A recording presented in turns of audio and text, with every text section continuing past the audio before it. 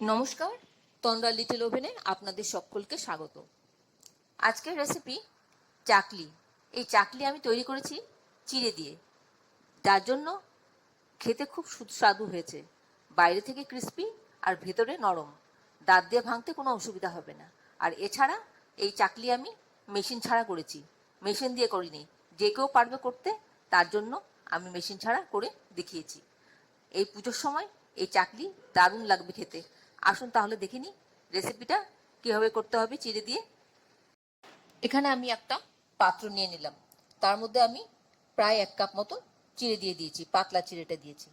চিড়েটা দিয়ে ভালো করে ধুয়ে পরিষ্কার করে নিচ্ছি। এর আগে আমি চিড়েটা ভালো করে ঝেড়ে ধানগুলি বার করে নিয়েছি। এবার চিড়েটা একটু ধুয়ে নিচ্ছি, চিড়ের মধ্যে একটু ধুলো থাকে। চিড়েটা ভালো করে ধুয়ে জলটা ঝরিয়ে নিয়ে আসছি। জলটা ঝরানো হয়ে গেছে, এবার আমি 10 মিনিটের জন্য রেস্টে রাখবো। 10 মিনিট বাদে চিড়েটা খুলে দেখছি একদম ফুলে ঠিকঠাক হয়ে আছে। এবার এর মধ্যে আমি 3 টেবিল স্পুন মতো বেসন দেব।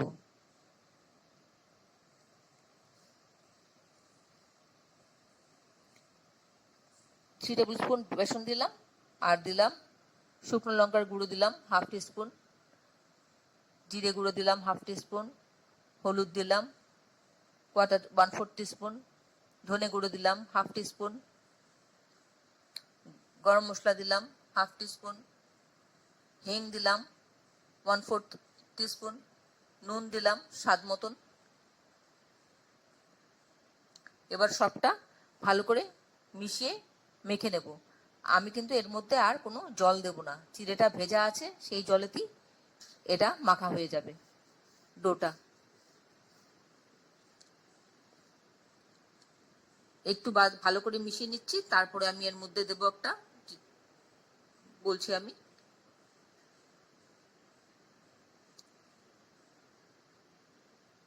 ভালো করে মেশানো হয়ে গেছে। এবার এর মধ্যে আমি সাদা তেল দিলাম, রিফাইন তেল 1 চা চামচ। এই 1 চা চামচ তেলটা দিলে এটা খাস্তাও হবে, আর হাতে যে লেগে আছে সেগুলো ছেড়েও যাবে, আর পাত্রে যা লেগে আছে সেগুলোও ছেড়ে যাবে, সব ছেড়ে যাবে।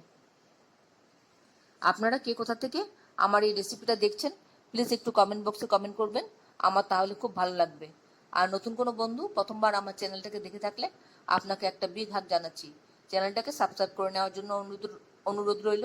পাশে বেল আইকনটা অ্যাক্টিভেট করে নেবেন, যাতে পরবর্তী আমার সমস্ত রেসিপির নোটিফিকেশন সবার আগে আপনার কাছে এসে পৌঁছয়। আর আপনি যদি ফেসবুক থেকে দেখে থাকেন তাহলে ফলো অপশনটা ক্লিক করবেন আর একটা লাইক দেবেন, তাহলে আপনি আমার সাথে জুড়ে যাবেন। আপনি আমার সাথে জুড়ে গেলে আমার সমস্ত রেসিপির নোটিফিকেশন সবার আগে আপনার কাছে এসে পৌঁছবে। আমি হাতে একটু তেল মাখিয়ে নিলাম, আর সারফেসটার মধ্যেও একটু তেল মেখে নিয়েছি, যাতে সারফেস থেকেও অনায়াসে উঠে আসে। এবার ছোট ছোট করে লেচি কাটবো, কেটে সেগুলোকে এইভাবে চেপে চেপে রোল করে করে ছড়িয়ে নেব। দেখুন আমি কীভাবে রোল করছি, আস্তে আস্তে এইভাবে রোল করে করে লম্বা করে নেব।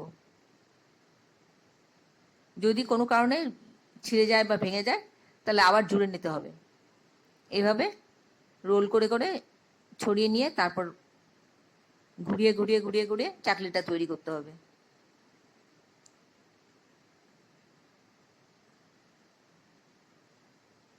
দেখুন কীভাবে আমি করলাম। এবার এটা তুলে একটা প্লেটে রাখছি। আমি আরেকটা করে দেখাচ্ছি আপনাদেরকে। প্রথমে হাত দিয়ে এরকম খানিকটা লম্বা করে নিতে হবে, তারপর সারফেসে রেখে আস্তে আস্তে 2 হাত দিয়ে রোল করে করে লম্বা করতে হবে। আপনারা যারা এখনো পর্যন্ত আমার চ্যানেলটাকে সাবস্ক্রাইব করেননি, ঝটপট সাবস্ক্রাইব করে নিন। আপনাদেরকে আমাদের মাঝে দেখতে পেলে আমাদের খুব ভালো লাগবে। এবার ঘুরিয়ে ঘুরিয়ে একটা সাইড থেকে এইভাবে চাকলিটা তৈরি করে নিতে হবে। এইভাবে পেঁচিয়ে পেঁচিয়ে সবগুলি আমি করে নিচ্ছি, চাকলি তৈরি করে নিচ্ছি।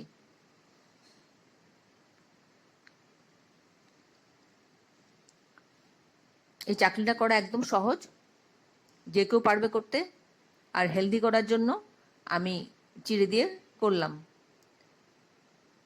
আর শুধু বেসন দিয়ে করলে অনেকটা তেল ময়দা দিতে হয়, তা না হলে নরম হয় না, একটু শক্ত শক্ত মতন হয়, খেতে একটু কষ্ট হয়। বয়স্ক মানুষরা তো তাদের তাদেরও তো খেতে ইচ্ছা করে, তারা তো খেতেই পারে না একদম।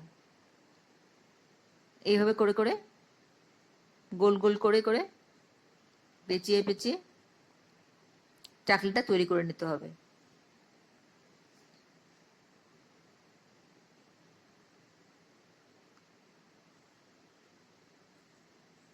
একদম সহজ পদ্ধতিতে আমি আপনাদেরকে দেখালাম।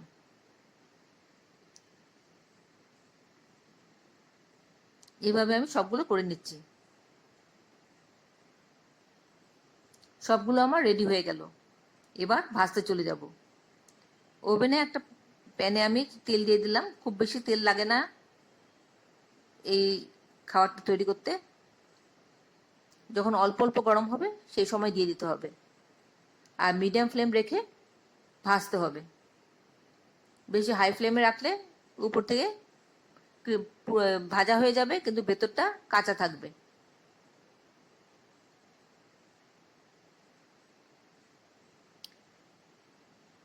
মিডিয়াম ফ্লেমে রেখে ধীরে ধীরে ভেজে নিতে হবে, তাহলে জিনিসটা খাস্তা হবে, খেতেও ভালো লাগবে।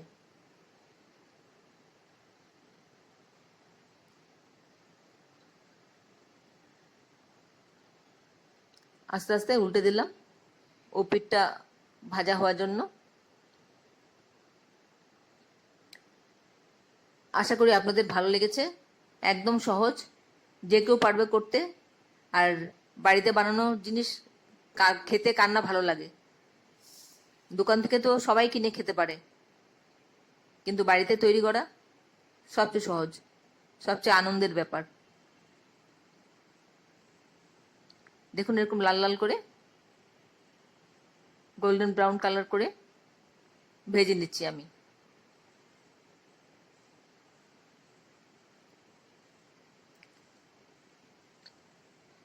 আমার ভাজা হয়ে গেছে, আমি তুলে নিচ্ছি।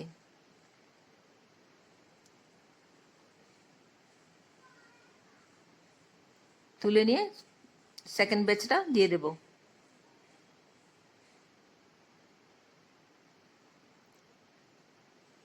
সেকেন্ড ব্যাচটা দিয়ে দিচ্ছি। আর তুলে নেওয়ার পর খানিকক্ষণ অপেক্ষা করতে হবে। এটা একদম গরমটা চলে যাবে, নর্মাল টেম্পারেচারে চলে আসবে, তখন এটা ক্রিস্পি হবে। আর খেতে তো দুর্ধর্ষ লাগবে। আর হাতের কাছে জিনিস দিয়ে তৈরি করা তো সবচেয়ে সোজা।